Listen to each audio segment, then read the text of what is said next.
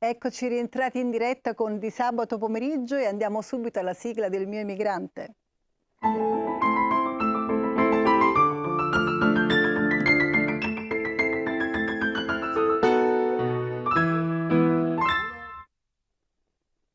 Lui è nato a Torre Annunziata, è da tempo qui a Roma, è un atleta, ma non solo, è una persona meravigliosa. È qui con me Salvatore Cimmino. Buonasera.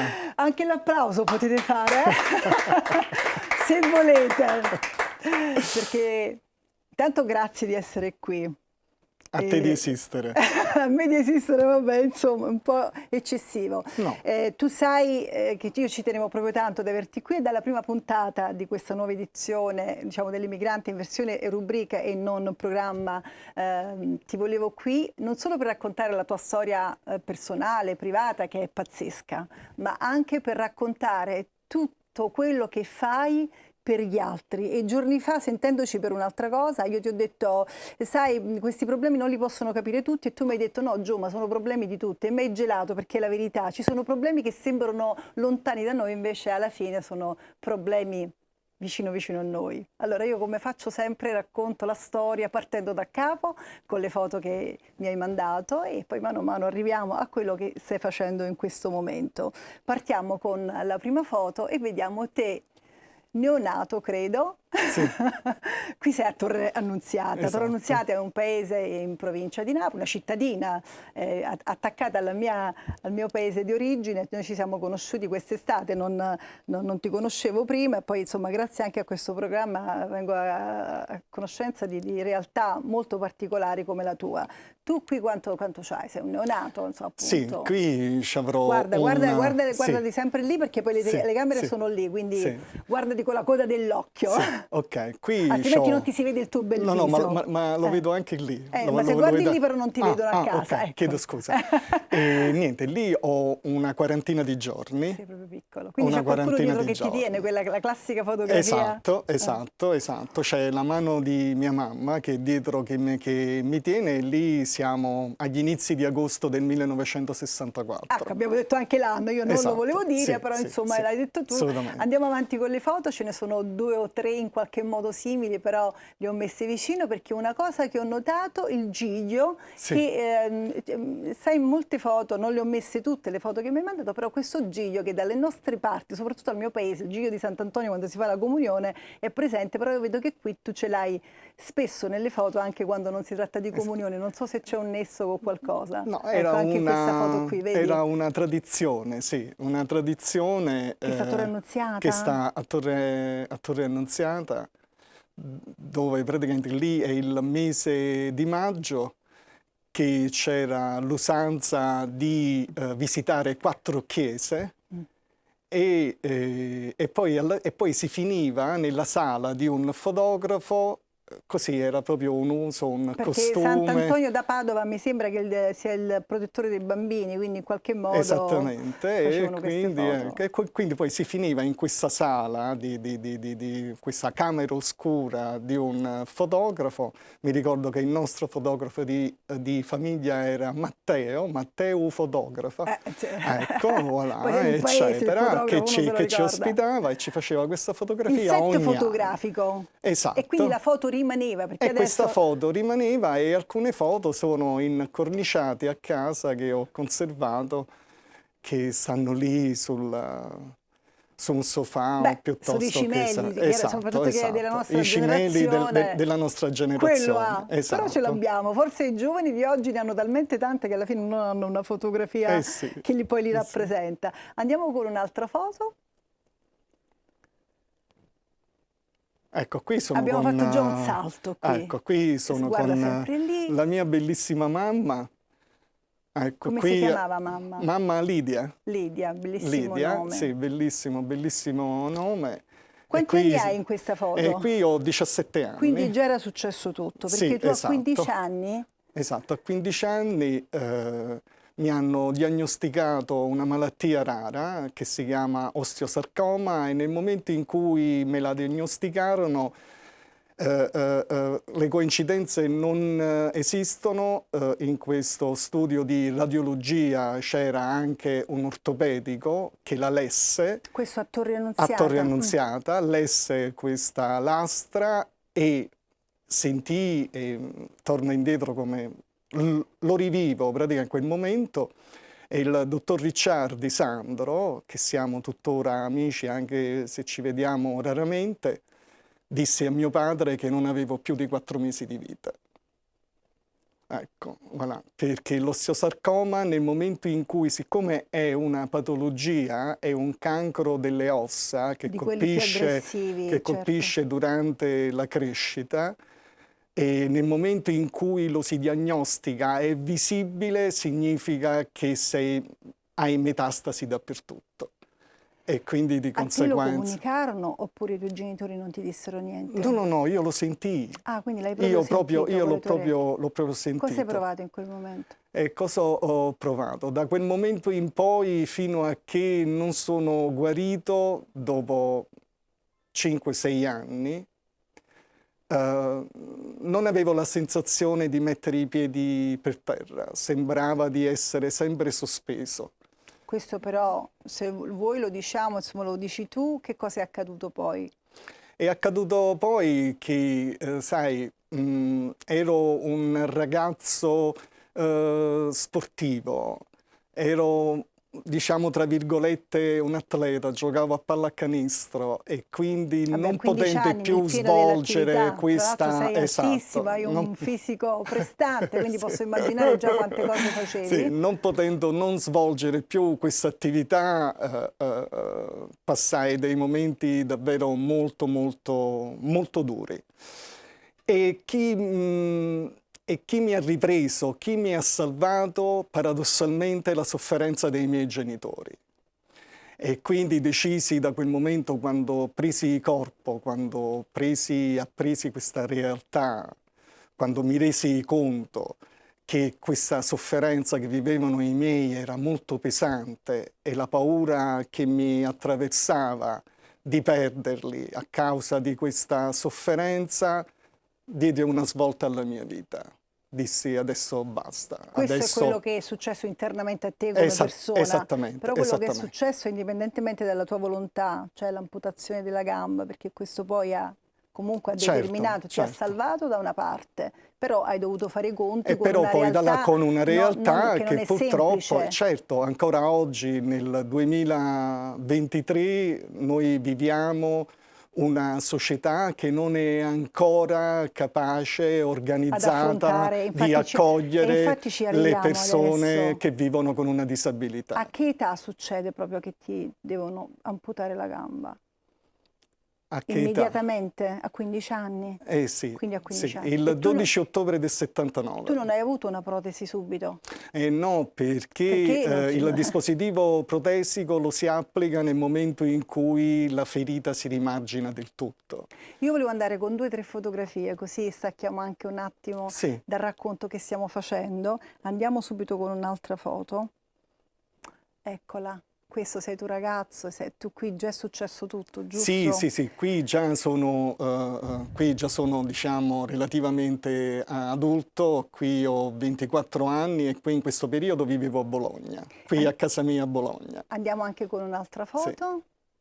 Volevo far vedere un po' il tuo percorso. Qui elegantissimo, dove sei qui? Allora, qui sono in chiesa che sto celebrando l'anniversario dei 25 anni di matrimonio di mia mamma e mio padre. Dei tuoi genitori. Perché diciamo comunque l'intervento, poi piano piano in qualche modo le cose incominciano a prendere, diciamo, una strada, chiamiamola normale, se però qua di normale non c'è niente perché nessuno di noi è normale, come si vuole insomma incasellare la gente.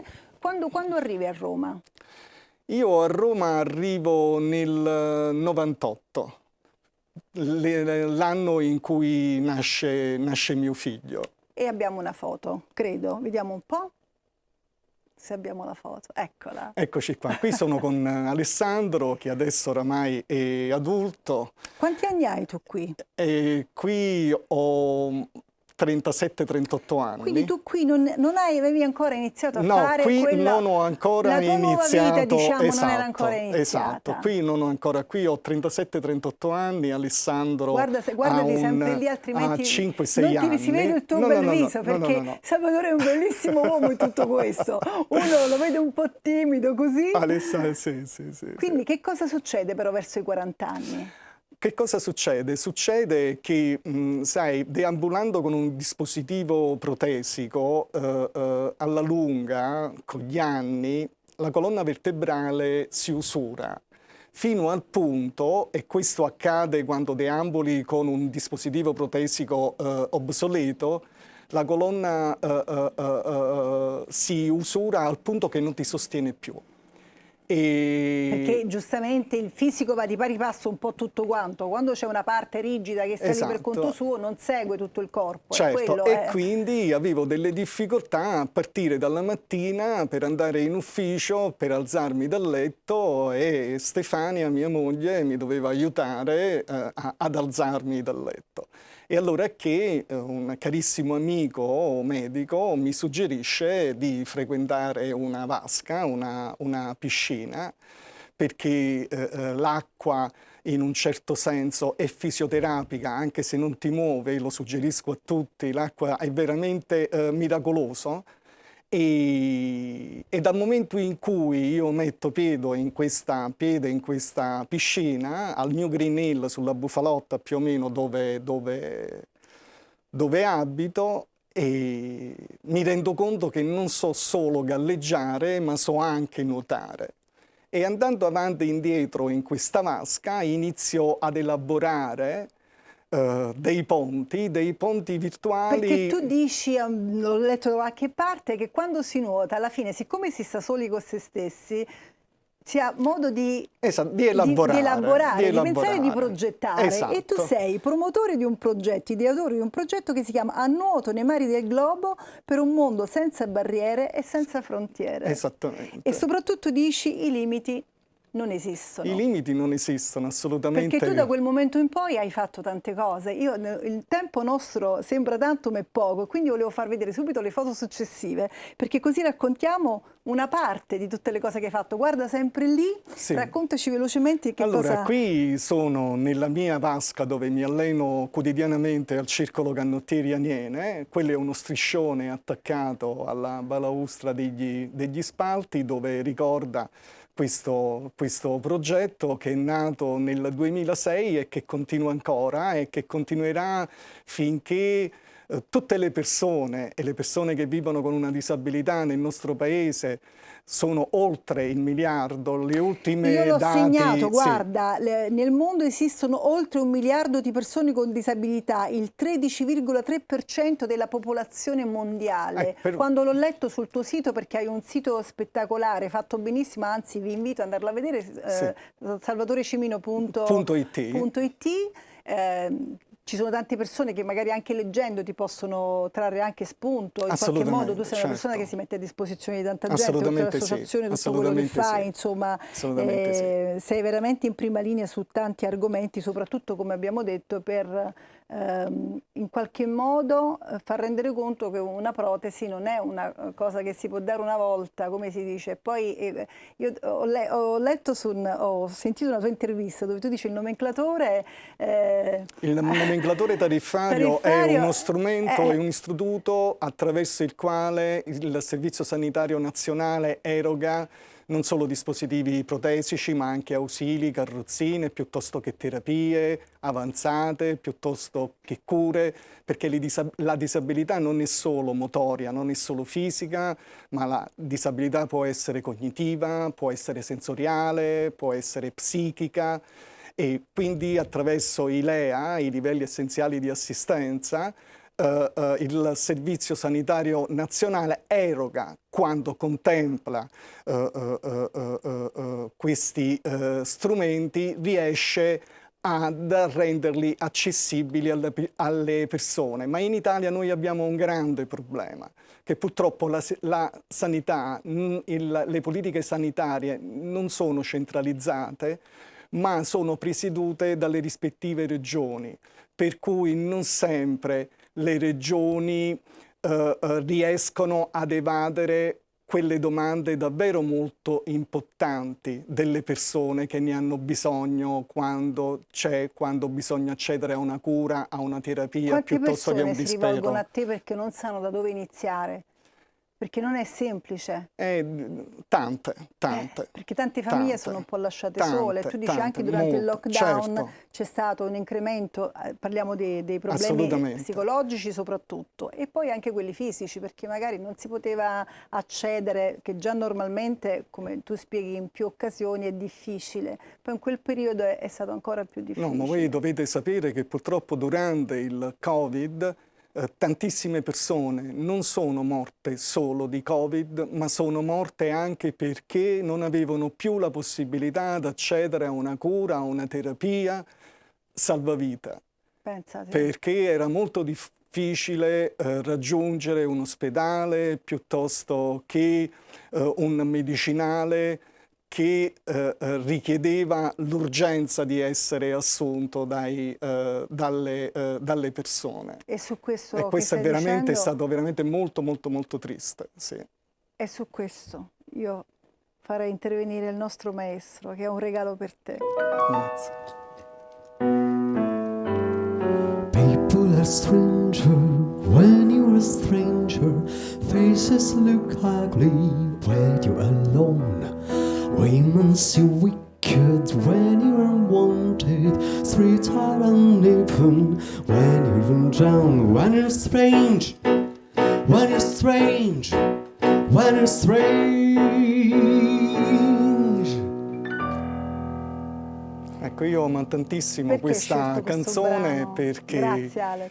Perché è stata scritta da Robbie Krieger insieme a Jim Morrison, che ricordano la solitudine delle persone, ricordano l'emarginazione. E questa emarginazione diventa sempre più forte quando lo Stato, la società che ci ospita non è all'altezza di accoglierci, e quindi la solitudine diventa addirittura letale molto spesso. Ecco perché... Non ti voglio interrompere, certo. Non ti voglio interrompere, volevo far vedere qualche altra tua impresa, perché è veramente lodevole tutto quello che fai e vorrei farlo vedere, abbiamo pochissimo tempo. Andiamo con un'altra foto.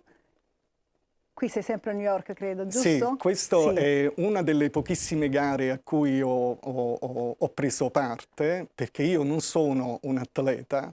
Mi ritengo, diciamo, un ingegnere virtuale che costruisce ponti virtuali per accorciare questa enorme distanza che esiste tra una persona che vive con una disabilità. No, non mi piace definirmi tale. Però lo sei, per la verità. E lì a New York era una gara molto lunga, quasi 70 chilometri, con partenza e arrivo a Battery Park. Ed è stata veramente un'esperienza bellissima per l'accoglienza. Lorenzo di Mandare, ci sono 2 o 3, e questa che foto è invece? Questa è proprio, siamo sempre a New York, lui è Filippo Tassara, il mio allenatore, che è genovese, che mi sta incremando, mi sta mettendo la vasellina per proteggermi dall'acqua, perché quell'acqua praticamente non superava i 17 gradi. E siccome era una gara bisognava svolgerle in slip, non di più. E mi sembra giusto. Andiamo adesso invece con, forse ci sono le foto di qualche premiazione, vediamo un po' che cosa arriva. Vabbè, qui siamo sempre a New York, e la prima persona sulla sinistra è Natalia, che all'epoca era console, Natalia Quintavalle, all'epoca era il console generale di New York. Subito dopo c'è un mio collega, Michael Lanton, poi il mio allenatore e alcuni impiegati diplomatici della nostra ambasciata. Perché lì è stato un momento anche molto particolare, perché qualche giorno prima ho avuto il grande onore di presentare il progetto A nuoto nei mari del globo alle Nazioni Unite. il progetto infatti di cui parlavamo prima. Andiamo con le altre foto perché ci dovrebbero essere delle medaglie, so a cui tu tieni molto. Sì, questa è una medaglia donatami dalla Presidenza della Repubblica, dall'epoca dal Presidente Giorgio Napolitano, per ricordare appunto questo progetto. Questo progetto, andiamo avanti, invece ce ne sono altri 2 o 3, vediamo un po'. Tu chiaramente le riconosci, io le ho messe per anno, credo di averle messe bene. Sì. Che cos'è questa? Questa invece, sempre da Giorgio Napolitano, questa è una medaglia per il Giro d'Europa che comprendeva le traversate di tutti gli stretti del nostro continente, dallo stretto di Øresund, dalla Danimarca in Svezia, e comprendeva anche il canale della Manica, dove ho il record italiano di tutti i tempi in 9 ore e 50. E vai con un'altra foto, così. Beh, tu mi hai mandato talmente tante foto interessanti, avremmo dovuto avere 2 o 3 ore a disposizione, ma minimo, perché hai una vita avventurosa, particolare, piena di viaggi e di imprese. Questa invece questa medaglia ha anche un valore altissimo, molto simbolico, e il Presidente Giorgio Napolitano anche in questa occasione ha voluto patrocinare, direi fisicamente, a quella prima tappa in Israele, perché partivo e arrivavo in 2 luoghi simbolici, da Cafarno, da dove è nato Gesù, per arrivare ad Aingev, che è il primo villaggio israeliano, ebraico, e che era una tappa nel lago di Tiberiade, nel mare di Galilea. Che meraviglia! Un paesaggio fantastico. Anche, come dire, vivere appieno tutto quello che ti circonda, che non è solamente la gara in sé, o comunque, voglio dire, viaggiare anche in funzione poi, no? Oltre il progetto, ripeto, che porti, ma per vedere cose nuove che diversamente non avresti visto. Ma ci hai mai pensato tu che se non avessi avuto questo tipo di vita, e chiamiamola anche disavventura iniziale, che poi però ti ha portato a fare delle cose così importanti, forse avresti avuto una vita più banale? Ci hai mai pensato tu a questo? Ma assolutamente sì. Le coincidenze non esistono. Non esistono. Io sono convinto, sono un lettore e un seguace di uno scrittore americano, uno psicologo e un filosofo, che è James Hillman, dove lui ci racconta che ognuno di noi è presieduto e guidato da un angelo, lui lo chiama Daimon, che ci guida laddove possiamo essere utile, ci guida laddove possiamo dare un contributo per il prossimo. E siccome tu ne dai tanti di contributi e abbiamo poco tempo, io volevo dare un appuntamento che è a dicembre. Dov'è? Il 3 dicembre, ecco, sì, 3 dicembre che è una giornata al piccolo simbolica. teatro Salotto di Pulcinelle. Vogliamo anche ringraziare il nostro amico Vincenzo Di Vivo per la disponibilità messa a disposizione questo assolutamente teatro. Sì, e il 3 dicembre è una giornata simbolica, che è la giornata mondiale delle disabilità indetta dalle Nazioni Unite. E in quella occasione, grazie a Vincenzo De Vivo, che veramente ringrazio a dir poco fraternamente, che ha dato la sua disponibilità, presenterò e racconterò un progetto di legge che è depositato in Senato, in Commissione Sanità, sull'equiparazione degli infortuni nella vita con gli infortuni sul lavoro. E proprio per ritornare a questo tema a me molto caro, ancora oggi nel 2023 un amputato piuttosto che un bambino con una malattia rara è ancora praticamente da solo, e uno strumento legislativo come questa proposta avrebbe la capacità di risolvere problemi davvero molto importanti, ma soprattutto evadere quella importante domanda di aiuto di questi bambini, perché, di queste se uno persone. si fa male sul lavoro, in qualche modo, certo, c'è l'assicurazione, certo, però il più delle volte. Invece se uno si fa male o ha un problema di salute così importante come il tuo, è lasciato completamente solo. E se ha una famiglia che se ne sa fare carico, ben venga. Se poi invece questo non succede, questa persona è lasciata... È lasciata completamente solo. Io faccio sempre l'esempio giusto praticamente una persona sulla mia... che l'ha vissuto esatto, sulla tua... certo. Perché tu dici sono problemi di tutti, ma tu l'hai vissuto sulla tua pelle, lo puoi capire di più, e quindi chi più di te poteva fare un'iniziativa del genere, e quindi una proposta di legge che mi sembra giusta, fatta da uno che l'ha vissuto sulla propria pelle. Noi abbiamo proprio 30 secondi. Vuoi lanciare un altro messaggio prima di salutarci? Assolutamente sì. Voglio ricordare a tutto, con tutte le mie forze, che la disabilità risiede nella società e non nelle persone. Mai definire una persona disabile che è sempre una bestemmia.